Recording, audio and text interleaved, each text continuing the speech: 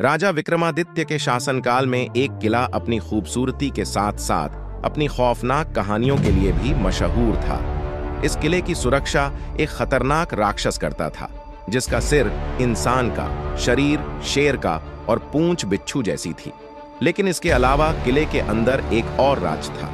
एक बेहिसाब खजाना छुपा हुआ था, जिसके बारे में सिर्फ कुछ चुनिंदा लोग ही जानते थे। एक दिन राजा के जंगल में एक खुफिया समूह दाखिल हुआ।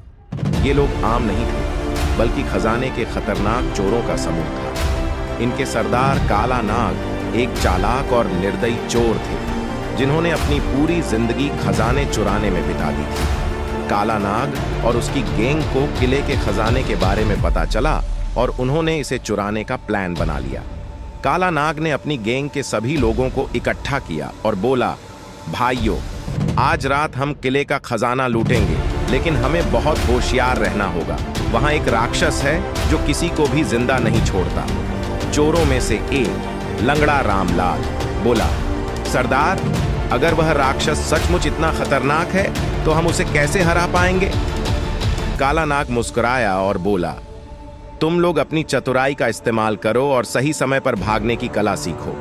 अगर सब कुछ ठीक रहा तो हम खजाना ले लेंगे और राजा के साम्राज्य में हम सभी अमीर बन जाएंगे।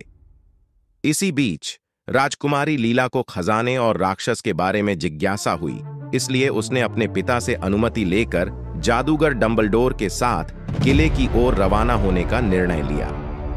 राजा विक्रमादित्य ने उसे चेतावनी दी कि किले में जाना खतरनाक हो सकता है, लेकिन लीला के दृढ़ संकल्प को देखते हुए उन्होंने अनुमति दे दी। जैसे ही लीला और डंबलडोर किले में पहुंचे, उन्होंने महसूस किया कि वहां किसी और के कदमों के निशान भी हैं। जादूगर डंबलडोर ने हैरान होकर कहा, लगता है हम अकेले नहीं हैं। लीला ने कहा, यह जरूर चोरों का समूह है जो खजाने पर नजर रखे हुए है। हमें बहुत होशियार रहना होगा। किले के बड़े हॉल में पहुंचते ही चोरों का समूह, लीला, जादूगर डंबलडोर और राक्षस सभी आमने सामने आ गए।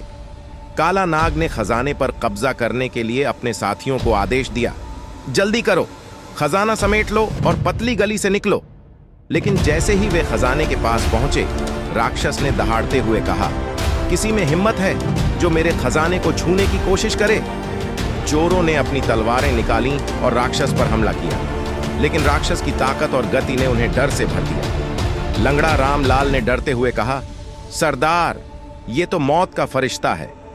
लीला और जादूगर डंबलडोर ने मौके का फायदा उठाते हुए राक्षस पर हमला किया। लीला ने कहा, काला नाग, अगर तुम यह खजाना लूटने से बाज आ जाओ तो हम तुम्हें जाने देंगे, वरना तुम्हारी खैर नहीं। काला नाग ने हंसी के साथ जवाब दिया, तुम हमें कैसे रोक सकती हो राजकुमारी? यह खजाना आज हमारा है। अब एक तरफ लीला और जादूगर डंबलडोर थे और दूसरी तरफ चोरों की गैंग और राक्षस। लीला ने जादूगर को इशारा किया और डंबलडोर ने अपना जादुई मंत्र पढ़ा। एक रोशनी का गोला राक्षस की आंखों पर पड़ा और उसे कुछ समय के लिए अंधा कर दिया। उसी समय लीला ने अपनी तलवार निकाली और राक्षस पर वार किया। काला नाग और उसकी गैंग लीला और डंबलडोर को देखकर घबराए, लेकिन काला नाग ने हार मानने से इनकार कर दिया और बोला, मैं तुम सबको खत्म करके ही यहां से जाऊंगा।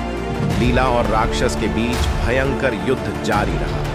आखिरकार जादूगर डंबलडोर ने अपने आखिरी मंत्र से राक्षस को जंजीरों में बांध दिया और लीला ने अपनी तलवार से उसे खत्म कर दिया। जैसे ही राक्षस समाप्त हुआ, किले में सभी ने राहत की सांस ली। काला नाग और उसकी गैंग को पकड़ लिया गया और राजा के दरबार में पेश किया गया। राजा विक्रमादित्य ने काला नाग से कहा, तुम्हारा लालच और चोरी की आदत तुम्हें तबाह कर गई और अब तुम्हें अपने किए की सजा मिलेगी। अगर आपको हमारा वीडियो पसंद आता है तो कृपया हमारे चैनल को सब्सक्राइब करें।